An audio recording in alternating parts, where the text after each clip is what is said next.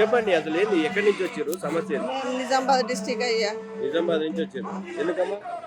మేము మధ్యాహ్న భోజనం చేస్తాం కదా, మాకు సరిగా పైసలు పడతలేవు, ప్రతి నెల పడతలేవు. జీతం ఈ పిల్లల పైసలు పిల్లలయ్యా పిల్లల పైసలు పడతలేవు. ఎంతకంటే ఉద్దరలు ఇస్తారు అయ్యా, వేలు లక్షల ఉద్దరలు ఇస్తే వాళ్ళకు కూడా వెళ్ళాలి కదా షాపులు పెట్టుకున్న వాళ్ళకు.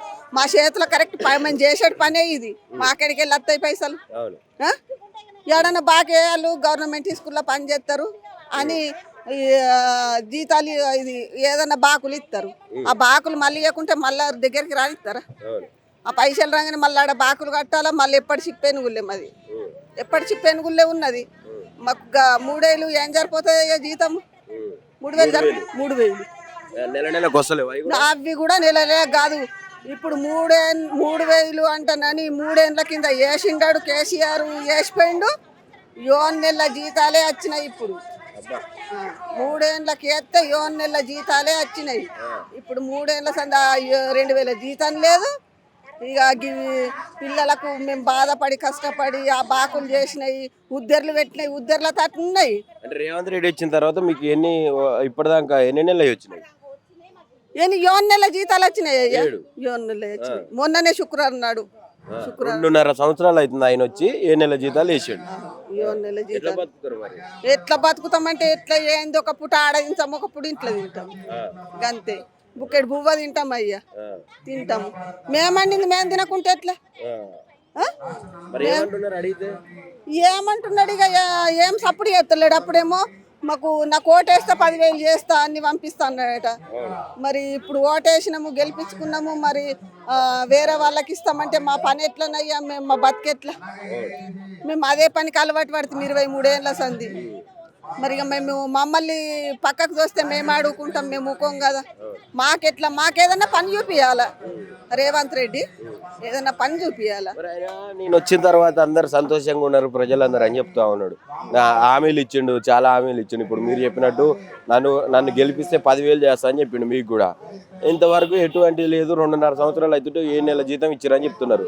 ఎట్లా బతుకుతారు? ఆయనేమో ఇప్పుడు స్టేజ్ ఎక్కినా కూడా ఇది ప్రజాపాలన అంటుండు, ఇంద్రమ్మ రాజ్యం. ప్రజాపాలన ఏమో ఆయనకే తెలుసు, దేవుడికే తెలుసు. కానీ మా అసుంటి దిక్కులేని వాళ్ళని కష్టపెట్టద్దు, కష్టపెట్టద్దు అయ్యా. మా అసుంటి లేని వాళ్ళని కష్టపెట్టద్దు. బాగా ఆయననే వేసిపోయిండు కష్టము, ఆయననే వేసిపోయిండు. ఇక ఇప్పుడు వాళ్ళ కష్టాలన్నీ తీరుస్తుంటే ఈ సారు రేవంతాలు సారు హామీ ఇస్తే మేము వేసినాము. వేసిన దానికి ఆ కష్టాలు తీరాలి కదా మయి. మేమేం అడుగుతున్నామా? లక్షలు అడుగుతున్నామా? మేము చేసిన చేత ఒక్కొక్కసారి సిలిండర్ అయిపోతే ఉరుకులాడతాము, ఉరుకులాడుకుంటా కట్టెలు ఏరకచ్చుకుంటాము, కట్టెలు కొనకచ్చుకుంటాము. అప్పటిదప్పట్లా జేబులో పైసలు ఉంటాయా? అప్పటిదప్పట్లో ఒక 10 కిలోల కట్టెలు ఇప్పటికి కావాలంటే 10 కిలోల కట్టెలు తెచ్చి అగ్గిర చేసి దన్న కూర వండాల, పువ్వు వండాల. పిల్లలకు 10 నిమిషాలకు అన్నం పెట్టాలి. గరం గరం కూరగా అన్నము గరం గరం పెడితే ఇంకా అయ్యు 2-3 మట్లు వస్తారు. తెలిసిన పిల్లలు గారు కదా, తెలని పిల్లలు, గింత పిల్లలు, చిన్న పిల్లలు కూలిపోతారు. తల్లిదండ్రులు స్కూల్కు నూకేసి దిక్కులేని పిల్లలు వస్తారయ్యా. ఇక 11:30 సందే జావ పోసినాడు సప్పుడు చేయరు. జావ లేక గుడ్డు పెడతాం కదా, ఆనాడు ఇక తాటిలు కొట్టుకుంటారు. ఇక ఆకలి అవుతుందంట. ఇక జావ ఉన్ననాడు జావ చేస్తున్నా. వస్తున్నాయా మరి బియ్యం అంతా వాళ్ళకు? బియ్యము ఇక కొంచెం మెత్తగా అవుతుంది అయ్యా. అన్నం మాకు ప్రాక్టీస్ అయింది. ఎంత మెత్తగా అయినా కానీ మేము మంచిగానే చేస్తాం. పిల్లలకి ఇచ్చే బియ్యం కదా మంచిగా వస్తున్నాయా? ఇక మంచిగా చూడండి, ఇక కొంత వేసుకోవాలా. ఇక వాళ్ళు చూసి అన్ని మన ఇంట్లో లెక్క చేస్తారనా అయ్యా? సన్నం బియ్యం కావవి, దొడ్డు బియ్యం 2-3 సార్లు గిర్నీల బట్టి సన్నం చేసి ఇస్తున్నారు అంతే. అవి సన్న పట్ల బియ్యం కావవి, దొడ్డు బియ్యమే.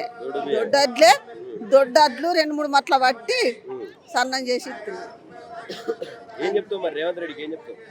ఏంది అన్ని సరుకులు కూరకు సంబంధించినవి పంపి మాకు జీతం ఇయ్యాల. మాకు మళ్ళా బీమా సౌకర్యము అన్నీ ఇవ్వాల. మాకు ఇది గుర్తింపు కారటి ఇవ్వాల. రేవంత్ రెడ్డి గుర్తింపు కారటి ఇవ్వాల. అంతేనా? 22 ఏళ్ళు 23 ఏళ్ళు అవుతుంది అయ్యి ఎండబట్టి ఏది దిక్కు లేదు ఉత్తగా కైకిలు చేసిన వాళ్ళు పోపు ఆ? అట్లున్నది అయ్యా గవర్నమెంట్ సంస్థ.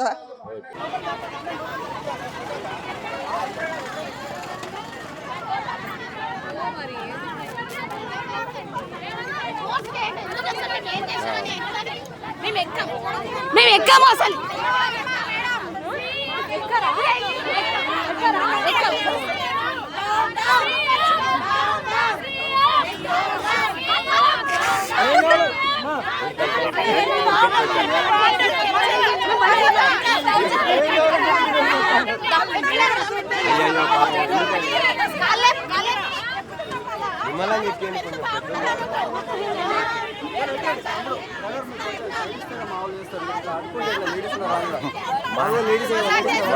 మాకు ఉండాలి కదా, మాకు ఛాన్స్ అని ఇస్తలేదు మా పని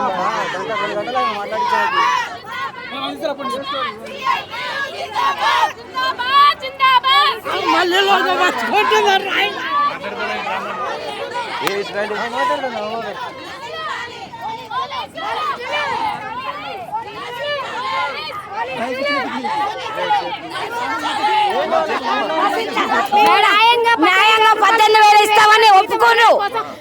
ఈ రోజు ఇంతవరకు 2 సంవత్సరాలైనా మమ్మల్ని ₹1 జీతం పెంచలేదు. మాకు చాలా అన్యాయం జరుగుతుంది కాబట్టి మా న్యాయం కోసం వచ్చినాం. మేము కొట్టడానికి రాలేదు, దోపిడీ కోసం రాలేదు. మాకు వాళ్ళు ఇచ్చిన మాట నిలబెట్టుకోమని అడగడానికి వచ్చినాం. 2 సంవత్సరాలే తీసుకున్నాం పర్మిషన్.